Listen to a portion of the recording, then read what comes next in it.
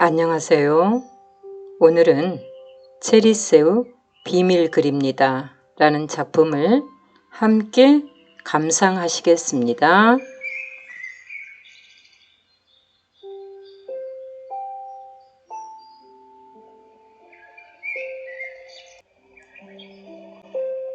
오늘날 청소년들과 호흡하는 소설을 폭넓게 발굴해온 문학동네 청소년 문학상 공모전의 9번째 수상작은 황영미 작가의 체리새우 비밀글입니다. 관계의 굴레와 스트레스에서 벗어나 스스로를 있는 그대로 사랑하기까지 다현이의 여정이 담겼습니다. 교실에서 펼쳐지는 복잡하고 미묘한 관계의 풍경, 그러한 관계를 겪어내는 중2 화자의 목소리가 너무도 생생하여 심사위원들을 놀라게 한 작품입니다. 사람들은 나를 어떻게 생각하고 있을까? 나는 지금 어떻게 보일까? 나를 싫어하면 어쩌지? 타인의 시선에 흔들리고 또 흔들리다가 진짜 나를 감추고만 경험이 누구에게나 있을 것입니다. 특히 학교라는 폐쇄적인 공간에서 어떻게든 원만하게 친구 관계를 유지해야 하고 어떻게든 따가 되지 않아야만 하는 청소년들에게 진짜 나 자신을 내세우는 일은 익숙하지 않을 수밖에 없습니다. 체리새우 비밀글입니다는 지금 이 순간에도 우리의 세계에 속하기에 나를 감추고 있을 청소년들에게 건네는 공감의 말이자 든든한 응원의 애침입니다. 이금희 소설가는 청소년의 삶과 심리를 손에 잡힐 듯 생생하게 그렸다라고 말했습니다. 윤성희 소설가는 우리의 세계에 속하고 싶어한 아이의 소중한 성장기, 요영진 아동 청소년 문학 평론가는 어설픈 해결책보다 들어주고 공감해 주는 게 더 큰 힘이 된다. 나는 이 소설에서 그런 힘을 보았다라고 말을 했습니다. 황영미 소설가는 경북 문경, 서울 강서구 관악구 도봉구 등지에서 살았습니다. 캐나다 밴쿠버에서도 1년 거주했고 지금은 수원에서 삽니다. 살던 곳의 사계절과 저녁이 내리는 거리, 그 거리를 걷던 사람들에 대한 소중한 기억이 마일리지처럼 쌓여 있습니다. 장편소설 판탈롱, 순정, 중딩은 외롭지 않아를 썼고 체리새우 비밀글입니다로 제9회 문학동네 청소년 문학상 대상을 수상했습니다.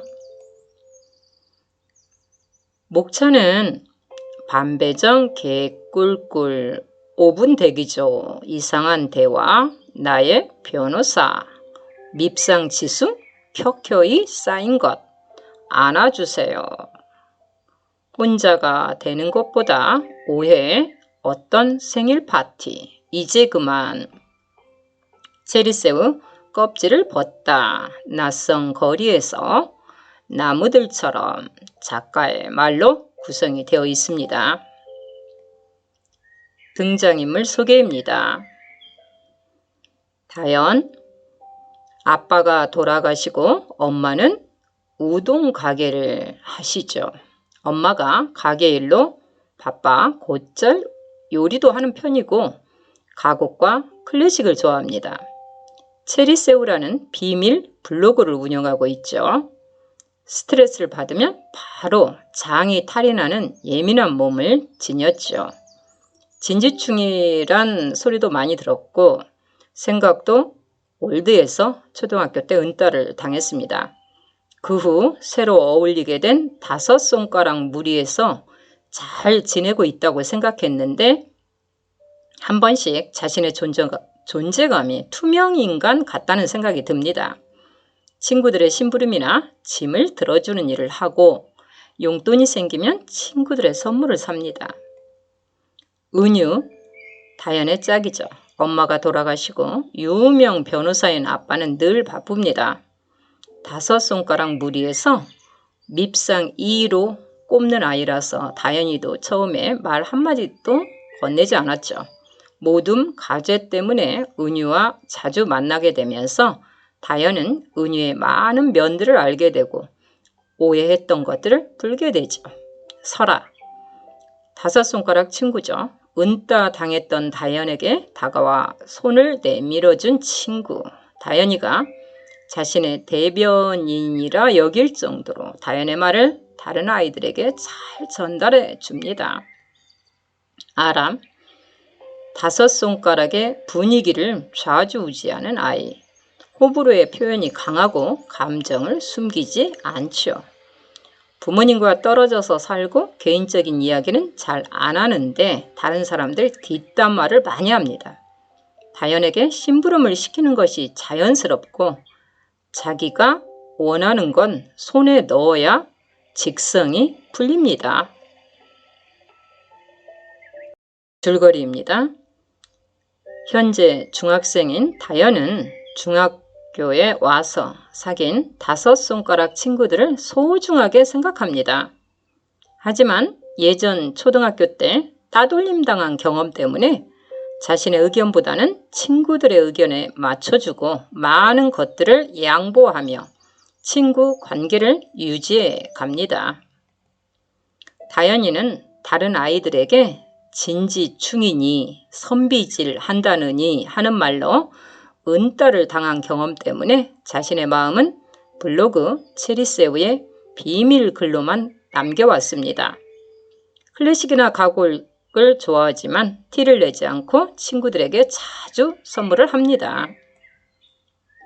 중학교 2학년 새학기 첫날, 다연은 다섯 손가락 친구들이 싫어하는 은유와 짝이 되고 수행평가, 과제 모둠까지 됩니다. 다연은 친구들의 눈치를 보며 은유를 멀리하려고 하지만 모둠 친구들과 있을 때 편안함을 느낍니다. 그리고 자신의 모습을 자연스럽게 내보입니다. 그러면서 은유와 친해집니다. 어느 날 다연은 다섯 손가락 친구들이 따돌리자 그중 가장 편하게 생각했던 설아와 따로 이야기하다가 크게 다툽니다. 그리고 친구들이 평소 자신을 어떻게 생각했는지 알게 되죠.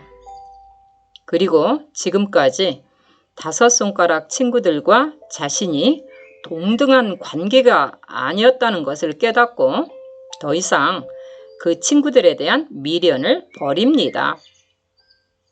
다연은 자기다운 모습으로 살아가는 은유와 가깝게 지내고 자기 모습을 그대로 드러낸 블로그 체리새우를 공개로 전환합니다.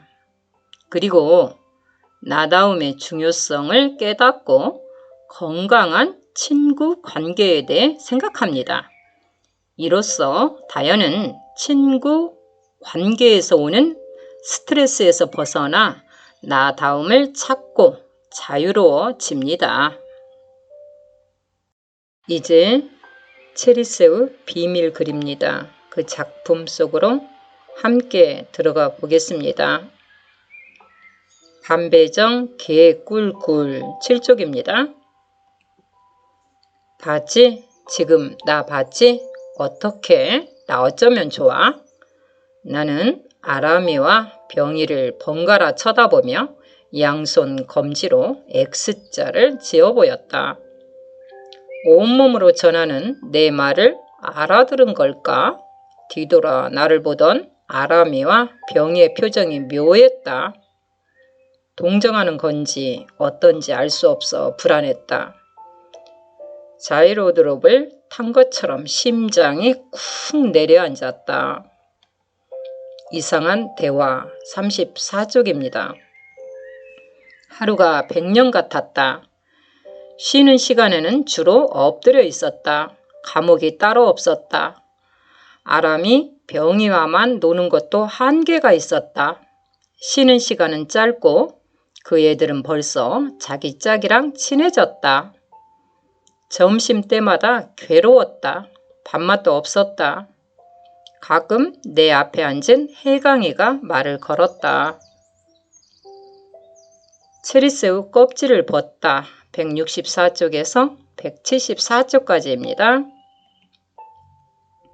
그날 이후 사라가 했던 말이 무한 반복되어 자꾸 생각났다. 가장 가슴 아팠던 말은 이거였다.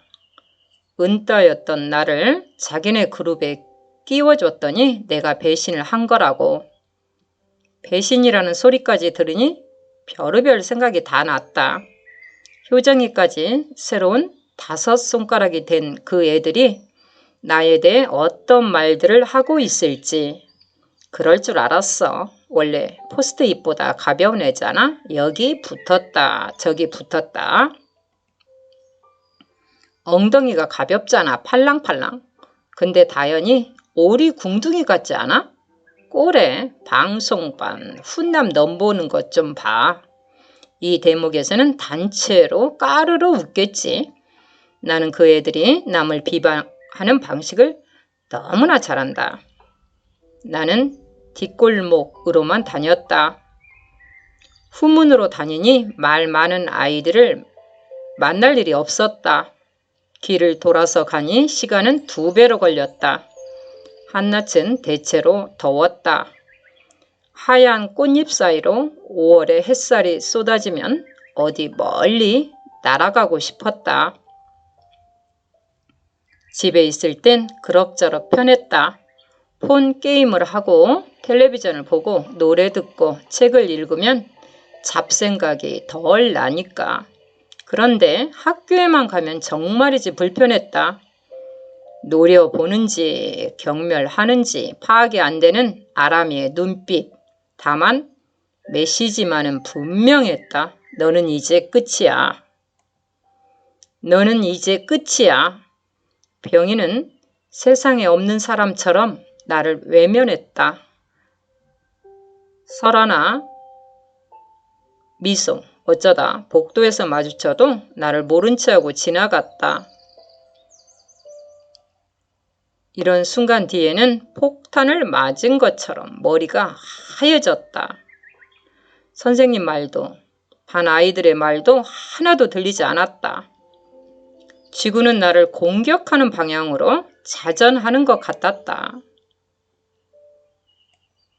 아침이 되면 배가 아팠다. 머리도 아팠다. 교실에 앉아있으면 가슴이 답답했다. 나는 나침반도 없이 사막에 홀로 내던져진 것 같았다. 아니다. 그보다 더했다. 5손가락뿐 아니라 다른 아이들까지 쑥덕쑥덕 내 험담을 하는 것 같은 생각이 자꾸 들었다. 간절히 생각했다. 엄청난 폭풍이 몰려와 우리 학교를 깔끔하게 날려버리기를, 아니면 지진이라도 났으면 그러면 학교가 복구될 때까지 휴교하겠지?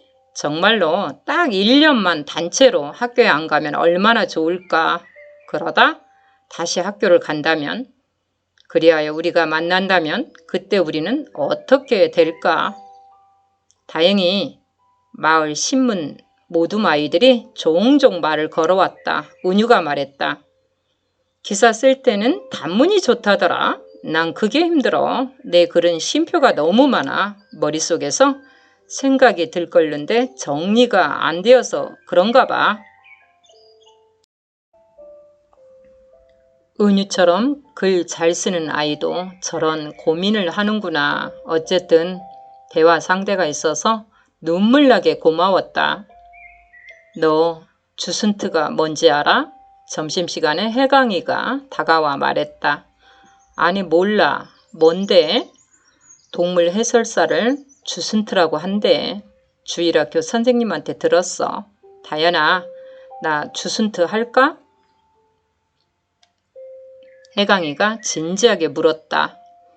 그러게, 너 동물 좋아하니까 해설사 하면 좋을 것 같다. 그런데 주순트 말고도 또 되고 싶은 게 있어. 우리 교회 근처에 반려견 유치원 있거든. 직장에 다니는 사람들이 출근하면서 유치원에 강아지를 맡겼다가 퇴근할 때 데리고 가는데 거기 선생님들 대박 멋져. 앞치마 이렇게 두르고 표정도 밝고 강아지들하고 완전 친해. 다연아, 나 반려견 돌보는 일 잘할 것 같지 않냐? 완전 잘할 것 같아. 나는 엄지까지 척 들어올리며 말했다. 진심이었다. 해강이는 콧구멍까지 벌렁거리며 좋아했다. 가만 생각하니 해강이는 자주 내 자리로 찾아왔다. 내가 아람이 병이와 서먹해진 뒤부터였던 것 같다. 해강이가 오면 자연스레 시우도 왔다. 은유도. 나의 죽음을 적에게 알리지 마라. 이 말 누가 했지? 메가더 장군인가? 아닌가? 이순신 장군인가? 해강이가 물었다. 그 말을 들으니 나도 헷갈렸다. 은유도 시우도 고개를 갸우뚱했다. 우리 교회에서 시화전 하는데 도화지 테두리를 그 가위로 오리면 좋은데 뭐지? 너희들 그 가위 알지? 뭐더라? 요렇게 세모로 오리는 가위. 아 뭐지? 한 번은 또 답답한 듯 이렇게 물었다. 우리 셋은 무슨 말인지 몰라. 해강이 입만 쳐다보았다. 아 생각났다. 킹콩 가위? 얘들아 시화전 할 도화지 킹콩 가위로 오려도 되겠지?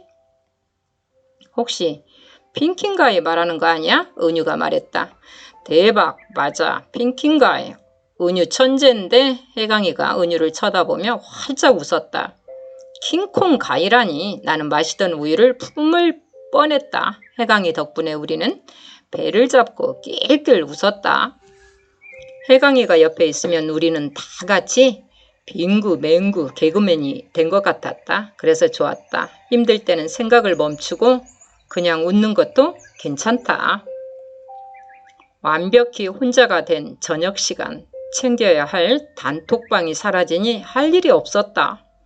밤늦도록 게임을 했고 블로그 음악을 들으며 잠들었다. 멍청하고 불안한 무중력의 밤. 이대로 가다가는 오징어 포처럼 말라버릴 터였다. 그리하여 체리스 블로그에 글을 쓰기 시작했다.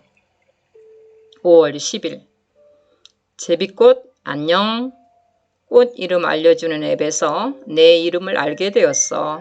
너의 보라색이 마음에 들어.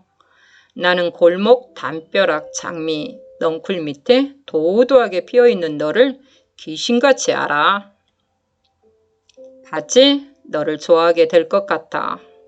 너도 내가 반갑지? 체리새우도 좋아하고 너도 발견해 낸 걸 보면 나는 작고 여린 존재한테 확실히 끌리나 봐. 너도 내 이름을 불러줘. 알았지? 우리 반 아이들이나 선생님들은 내가 누구인지 모르는 듯 이름이야 알 테지. 하지만 나에게 관심이 없어. 학교에서 하루는 100만 년 같아. 나는 말이지 먼지처럼 교실을 떠다녀. 그러니 제비꽃 내가 내 이름을 불러줘야 해. 내일 학교 가는 길에 나를 보면 인사해줘. 김다연 오늘도 좋은 하루. 이렇게 5월 11일 레오폴트 모차르트의 곡을 연속해서 들었다. 농부의 결혼식, 썰매 타기, 장난감, 교향곡. 썰매 타기를 자꾸 들으니 크리스마스가 벌써 기다려짐.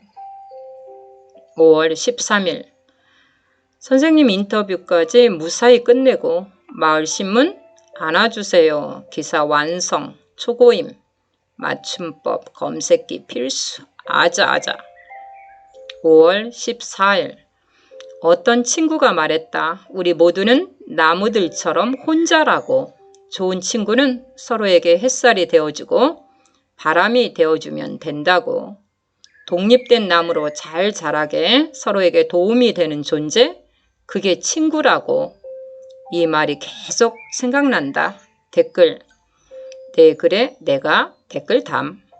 친구는 동등한 관계여야 한다. 그런데 나는 자주 무시당했다. 지금 생각하니 내가 자초한 듯 나는 친구를 잃을까봐 늘 전전긍긍이었다. 선물 주는 버릇, 눈치 보기, 거절 못하는 것, 스스로를 업신여기면 다른 사람들이 나를 존중하기 어렵다. 당당해지자. 5월 15일 마늘빵 초간단 레시피.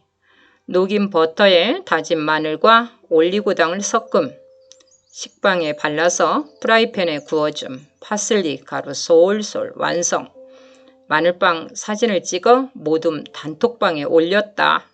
순식간에 반응 톡이 올라왔다. 오늘은 재량 휴업일. 현재 나는 집에 혼자 있다. 그런데 나는 모둠 아이들과 실시간으로 소통 중이심. 그러고 보면 세상에 완벽한 혼자는 없다. 혼자라고 자기 연민에 빠질 것도 없고 주눅들 것도 없다. 고럼. 5월 16일 고백을 못하는 이유는 거절에 대한 두려움 때문이다. 이때 필요한 건 아님 말고 정신이다. 고백을 한 뒤 차이면 이렇게 말하면 된다. 그래, 아님 말고. 5월 18일 My name is nobody 란 영화를 결제해서 보았다. 우리 동네에서 찍은 독립영화다. 감동. 평점 별 5개. 존재감도 없는 주인공이 평화롭게 사는 일상은 닮고 싶을 만큼 멋졌다. 나의 한 줄 평. 존재감 없으면 어때? 노바디면 어때? 그게 나야. 뭐 어쩌라고.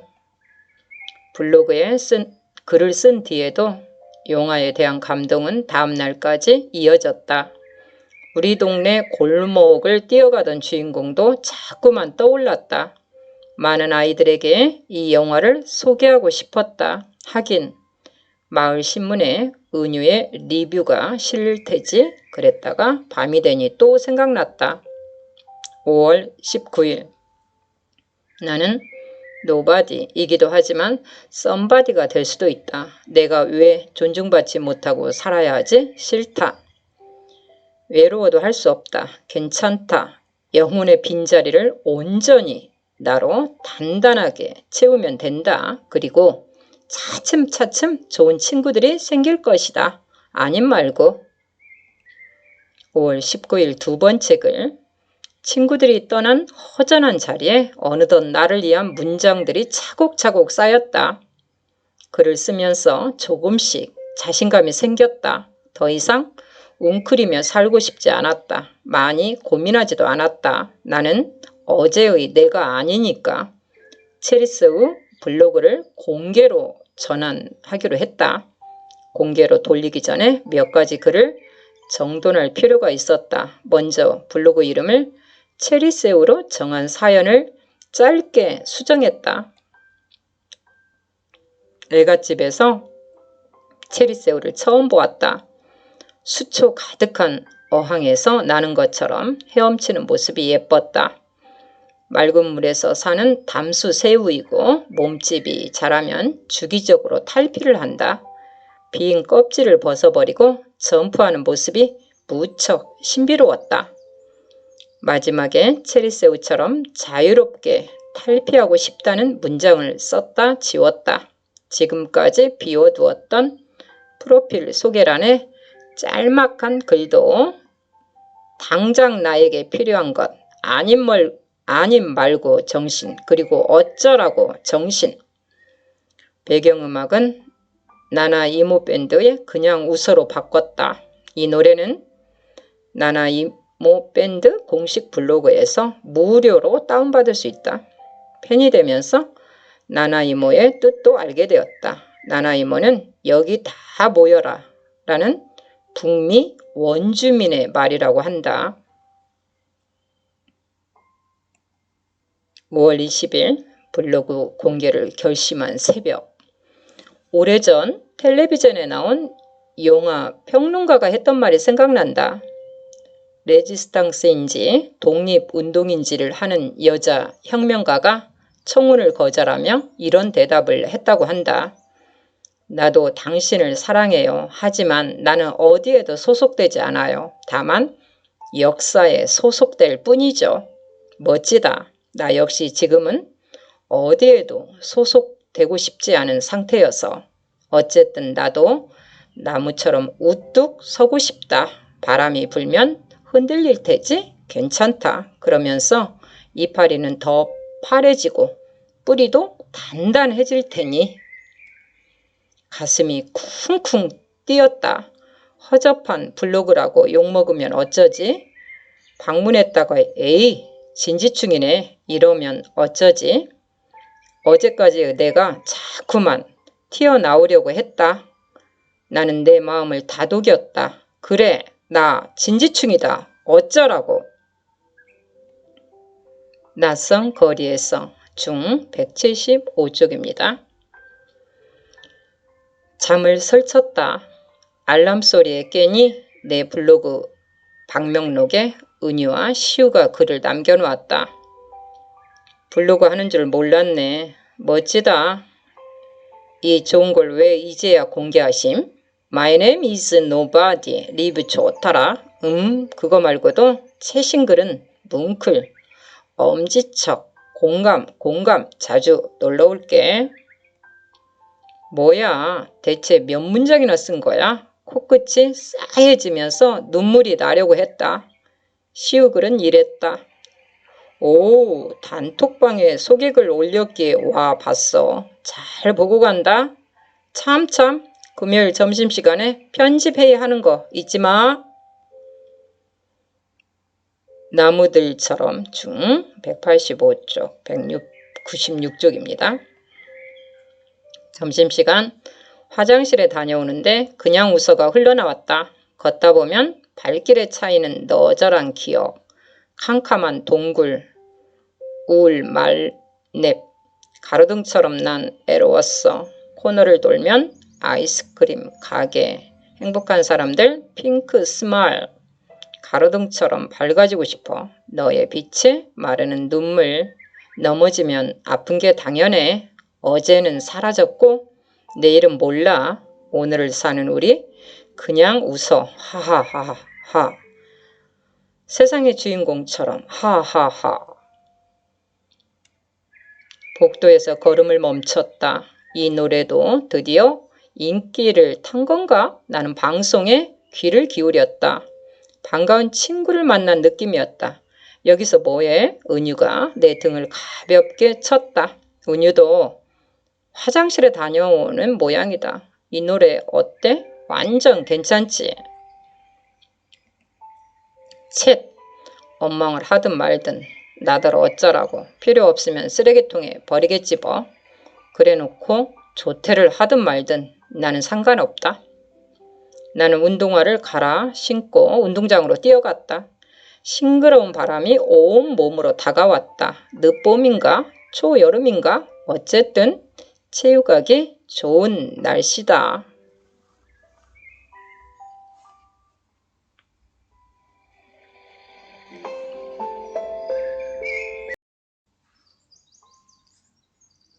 책 속의 구절 모음들입니다. 원래 그렇다. 누구 한 명이 그애 좀 이상하지 않아? 이렇게 씨앗을 뿌리면 다른 친구들은 이상하지, 완전 이상해 라며 싹을 틔운다. 그 다음부터 나무는 알아서 자란다. 좀 이상한 그 애로 찢겼던 아이는 나중에 어마어마한 이미지의 괴물이 되어 있는 것이다. 52쪽. 어차피 또 헤어질 거잖아. 난 누구와도 친해지지 않을 거야. 야, 그러다 왕따 되면 어쩌려고. 왕따? 왕따 되면 되는 거지. 난 왕따는 겁 안 나. 좋아하는 사람이랑 헤어지는 게 겁나지. 114쪽입니다. 세상 사람 모두가 나를 좋아하는 건 불가능하대. 인기 최고인 연예인도 안티는 있잖아. 듣고 보니 맞는 말이더라고. 155쪽입니다. 어떤 친구가 말했다. 우리 모두는 나무들처럼 혼자라고. 좋은 친구는 서로에게 햇살이 되어주고 바람이 되어주면 된다고. 독립된 나무로 잘 자라게 서로에게 도움이 되는 존재, 그게 친구라고. 170조. 내가 왜 존중받지 못하고 살아야 하지? 싫다. 애로워도 할 수 없다. 괜찮다.